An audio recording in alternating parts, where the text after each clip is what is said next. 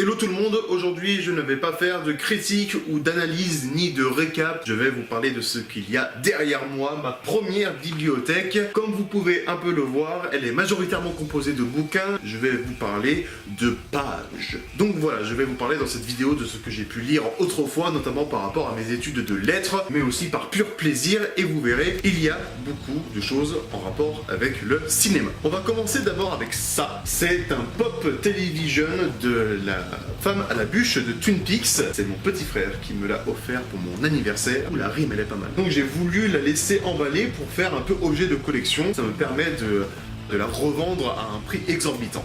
Après, oh putain c'est lourd. J'enchaîne avec ce qui constitue le fil rouge de cette vidéo, c'est-à-dire ma passion pour Stanley Kubrick, et je commence avec ça.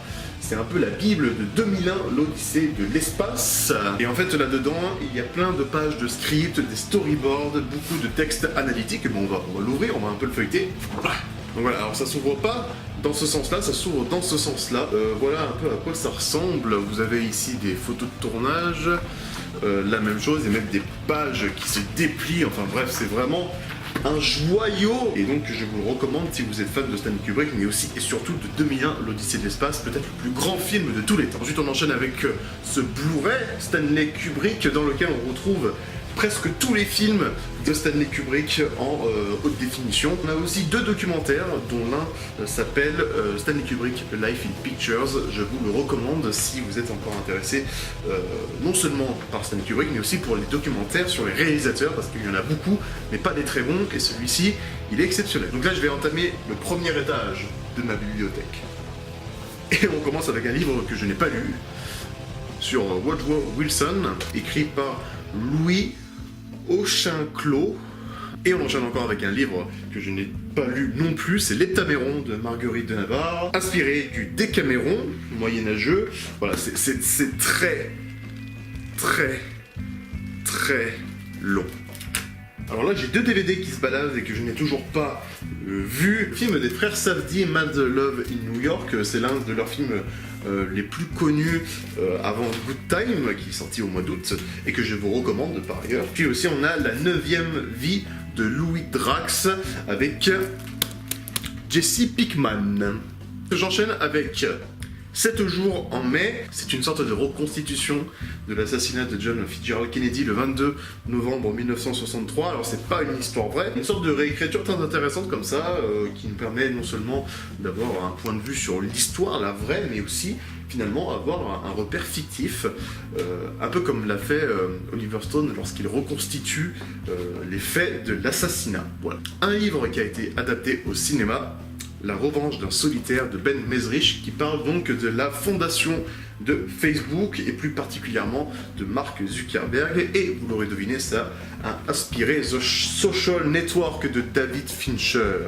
Là, on a aussi un grand bouquin avec un twist à la fin assez savoureux. C'est plutôt bien documenté, on est presque dans le thriller politique, un peu comme dans The Social Network finalement. Petite sélection de bouquins que j'ai étudiés pendant mes études de lettres, bien sûr, il y a Baudelaire, Les fleurs du mal, dans lequel il y a l'un de mes poèmes préférés, qui s'appelle L'ennemi. Voilà que j'ai touché l'automne des idées, et qu'il faut employer la pelle et les râteaux pour rassembler à neuf les terres inondées, où l'eau creuse des trous grands comme des tombeaux. Voilà. Ensuite on a Sophocle, avec Oedipe roi, l'une des plus grandes tragédies du théâtre antique. Autre pièce de théâtre plus contemporaine, Ionesco, le roi se meurt, que j'ai étudié de fond en comble avec des amis dans le but de faire une adaptation d'un extrait, une adaptation filmée. Regardez, il y a encore toutes les notes, avec les plans, les flèches, c'est les mouvements de caméra, pas mal de storyboards à ma manière, hein, donc c'est vraiment des storyboards tout pourris. Finalement, une grande expérience de lecture, mais aussi d'études. On revient au roman et à la période de guerre froide avec Le Dernier Rivage. Ça parle des retombées nucléaires suite à la guerre nucléaire qui finalement a eu lieu. Le roman se focalise sur un commandant, je crois, qui vit en Australie, qui est la dernière terre habitable donc suite à cette catastrophe nucléaire. Et ce commandant-là fait des explorations sous-marines pour voir si finalement on peut encore habiter là où les bombes sont tombées,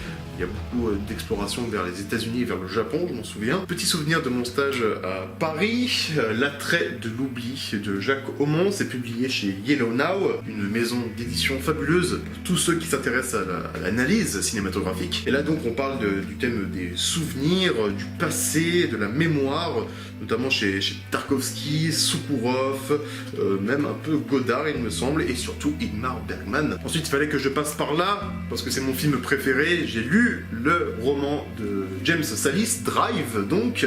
Le bouquin est assez classique malheureusement, alors que le film ne l'est pas du tout. Le personnage de Ryan Gosling, donc ce chauffeur, ce justicier de la nuit est assez bien formulé dans le film grâce à la très bonne description que nous fait James Sallis. Voilà, c'est publié chez Rivage Noir ici, et je vous le recommande, c'est plutôt une bonne lecture. Et puisqu'on est dans l'adaptation cinématographique, je vais vous donner 3 bouquins, bon assez classiques, hein, mais que j'ai lus avant de voir les films. Il y a d'abord Juste la fin du monde de Jean-Luc Lagarce. Bon, j'ai préféré la pièce de théâtre que le film de Xavier Dolan, parce qu'il y a quelque chose de très contemporain dans la perspective théâtrale, et aussi dans les dialogues. C'est une pièce de théâtre qui parle beaucoup de l'incommunicabilité des êtres, mais avec un style de dialogue très libéré. On sent que les personnages, lorsqu'on lit leurs dialogues, ont envie de s'exprimer encore et encore. Donc il y a ce paradoxe-là dans la frénésie de parole, mais finalement ne pas dire grand-chose. Et c'est juste un tour de force théâtral, moi j'adore. Ensuite là on change de registre avec donc Bilbo le Hobbit de Tolkien évidemment. On en a parlé avec mon frère dans une vidéo rétrospective de la saga Le Hobbit, la saga cinématographique parce qu'il n'y a pas de saga littéraire. On se demandait pourquoi faire 3 films alors que le roman ne fait que ça. Voilà, donc certainement le goût de l'argent. En termes littéraires, c'est super, hein. On est vraiment dans le conte pour enfants finalement. Et pour finir, le grand classique 1984 de George Orwell, qui oui, fait l'objet d'adaptation au cinéma. C'est Ridley Scott notamment qui a tourné une publicité pour Apple sous le thème de 1984. Bon bah je vous le présente pas, hein, c'est le récit contre-utopique le plus exceptionnel qui est sorti selon moi. J'adore la contre-utopie, mais là pour le coup on est vraiment dans un rêve enfermé et ultra dark. C'est Terry Gilliam dans Brasil qui s'est beaucoup inspiré de 1984, et puis même beaucoup de films au niveau du propos s'intéressent finalement au thème abordé, notamment la liberté et l'histoire d'amour aussi, une histoire d'amour culte. Notre cher Winston va trouver l'amour de sa vie, mais va-t-il le vivre jusqu'au bout? Telle est la question de ce bouquin. On revient au théâtre avec une perspective plus analytique, celle d'Aristote dans la poétique. Je vous en ai parlé dans ma vidéo sur Dunkerque et Baby Driver sur les limites de la forme. Donc là on va changer complètement de registre avec L'odieux connard. C'est mon frère qui me l'a offert parce que je suis un gros connard. C'est très varié, il y a beaucoup de pages en forme de graphiques, de sites internet. Ensuite là on a une version augmentée de l'art de la guerre de Sun Tzu, je ne retiens jamais ce nom. Alors il faut pas croire que l'art de la guerre ça fait tout ça, c'est comme je vous ai dit, c'est une version augmentée. L'art de la guerre fait à peine 100 pages. Je l'ai lu non pas parce que j'ai une proximité certaine avec la guerre, mais parce que je pense que, enfin dans mon cas, si vous êtes déprimé, ça peut vous aider à mieux vous redresser. S'il y avait une réplique qui traduirait un peu ce bouquin, c'est dans Batman Begins, quand le papa de Bruce lui dit « Pourquoi on tombe ? C'est pour mieux se relever ». Voilà, donc là c'est une sorte de philosophie assez impressionnante de la victoire, et un peu de la revanche aussi, mais aussi de la construction de soi. On revient dans l'adaptation cinématographique avec 3 autres romans. Il y a The Lost City of Z que je n'ai toujours pas lu, c'est le roman qui a inspiré le film de James Gray, sorti en 2017. Ensuite on a 127 heures, là c'est un cadeau de mon frère, alors je ne l'ai pas fini, j'ai commencé à le feuilleter. C'est assez impressionnant de voir comment Aaron Ralston, qui est donc la victime de cet incident, parvient encore, après cette expérience très dure, à décrire tout ça finalement, et le film est très fidèle à cette perspective. Et puis enfin, Don DeLillo, Cosmopolis. Alors là on a un double chef-d'œuvre parce que je trouve que le film est exceptionnel, il est très sous-estimé par ailleurs. C'est David Cronenberg qui l'a mise en scène, avec donc Robert Pattinson. Et le roman, lui, est une plongée vraiment exceptionnelle dans le New York contemporain, et finalement on pourrait appeler une sorte de réécriture de la crise de 29. On revient à la poésie avec Arthur Rimbaud. Ici j'ai compilation de 3 de ces recueils, dont les cahiers de Douai, dans lequel il y a Vénus Anadyomène, superbe sonnet, n'est-ce pas, avec donc ce quatrain que je vais vous lire. Puis le col gras et gris, les larges omoplates qui saillent, le dos court qui rentre et qui ressort, puis les rondeurs des reins semblent prendre l'essor, la graisse sous la peau paraît en feuilles plates. J'ai fait une faute de liaison, donc c'est pas grave. Là j'ai encore 2 souvenirs de mon passage à Paris, avec tellement donc le guide touristique, évidemment. Bon, je connaissais un peu Paris quand même avant, faut pas déconner. Puis on a ce nouveau bouquin qui s'appelle Aller au cinéma ou faire l'amour, et ça a l'air très intéressant, je l'ai toujours pas lu. On parle de cinéastes d'un point de vue assez nouveau, on parle de Woody Allen, je crois, de Wim Wenders, il y a beaucoup de dessins. Ensuite, comme en témoignent tous ces petits post-it qui entourent le bouquin, Le Sermon de la chute de Rome est l'un des romans que j'ai le plus étudié. Je l'ai lu 3-4 fois et c'est passionnant du début à la fin. Il aborde cette thématique très contemporaine de la fin du monde, mais avec une perspective totalement, vraiment, mais nouvelle, une fin du monde en Corse. Il y a vraiment quelque chose qui est de l'ordre du meilleur des mondes possibles de Leibniz. Il y a aussi la destruction familiale, le rapport au souvenir qui m'intéresse beaucoup. C'est un roman très riche, prix Goncourt, hein. Je ne sais plus en quelle année, je crois que c'est en 2015.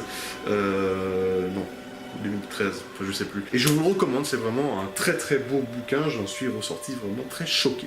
Un petit duo sensible, parce qu'il y a une autre thématique qui m'intéresse, c'est celle de la Shoah, l'extermination des Juifs et des Tziganes pendant la Seconde Guerre mondiale. On a d'abord le classique Primo Levi, donc Si c'est un homme, c'est un véritable chef-d'œuvre. Et puis quelque chose de moins connu, Le chant du peuple juif assassiné de Hitchcock Katzenelson. Peut-être que je vous le recommande plus que Si c'est un homme. Là on a un recueil de poésie qui a été récupéré par les soviétiques lorsqu'ils ont libéré les camps. Ce Hitchcock Katzenelson les a écrits pendant qu'ils étaient donc dans les camps de la mort en Pologne. Ils ont été écrits en yiddish, hein, évidemment, et ont été traduits dans plusieurs langues. C'est un bouquin absolument sensationnel, très émotionnel. Il faut le lire vraiment au compte-gouttes parce que les poèmes sont d'une valeur très rare quand on connaît l'histoire vraie de ce monsieur. Plus que Si c'est un homme, vraiment celui-ci de Katzenelson. Voilà. Ensuite, des petits triplés qui datent de mes études de lettres, avec tout d'abord Sophocle, Antigone. Alors celui-là, je l'ai pas lu, contrairement à Oedipe Roi. Faudrait peut-être que je m'y mette. Ensuite, on a L'école des femmes de Molière. Là, j'ai un peu plus honte parce que je l'ai pas lu non plus. Par contre, Pascal, les pensées de Pascal, j'ai lu plusieurs chapitres assez intéressants. Là, on a une très belle perspective des mœurs, des pensées, sans faire de jeu de mots, et finalement de la société du XVIIe siècle. Pascal, ouais, se pose vraiment en avant-gardiste de la pensée sur l'homme, sur la politique, sur la société, avec des thématiques très précises. On change de support avec un DVD, et pas n'importe lequel, parce que c'est Sorcerer, donc le convoi de la peur de William Friedkin. Là, c'est la Director's Cut. C'est vraiment très beau parce que c'est un film assez physique, très axé donc sur la mise en scène. Il faut savoir que c'est adapté du Salaire de la peur de Clouseau. Clouseau qui a adapté un roman du même nom. Voilà. Autre souvenir de mon passage à Paris, Tapis écarlate de John Boorman. Je ne l'ai toujours pas lu, mais ça parle d'un réalisateur qui va faire la promotion de son film et qui va nous décrire les mœurs hollywoodiennes et tout ce qui va avec. Je ne vous fais pas un dessin. On attaque le deuxième étage avec Stephen King. Je pense que si il y a une bibliothèque sans Stephen King, ce ne serait pas vraiment une bibliothèque. Je ne connais pas beaucoup Stephen King, j'ai pas tout lu, vraiment pas tout lu, mais pour le coup 22-11-63 c'est un vrai choc, non seulement parce que ça parle de Kennedy, hein, c'est une de mes passions comme je vous l'ai dit, mais aussi parce que là il y a une description des années 60 qui est vraiment parfaite. Dans la liste des romans qui abordent les événements historiques, je pense que Stephen King a une place de choix, surtout dans la littérature contemporaine. On est toujours avec JFK, avec Mort d'un président, qui est peut-être le roman indispensable sur John Fitzgerald Kennedy. J'ai commencé à le feuilleter, j'en suis à la moitié, mais je l'ai complètement lâché, je sais pas pourquoi. Là, on a encore une réécriture de cet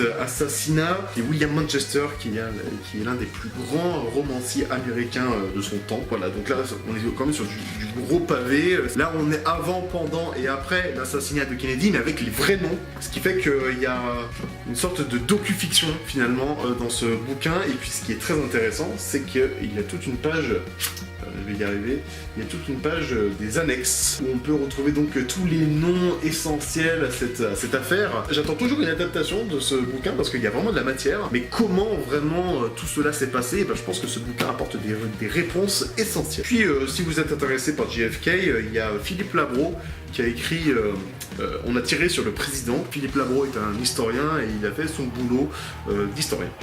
Voilà.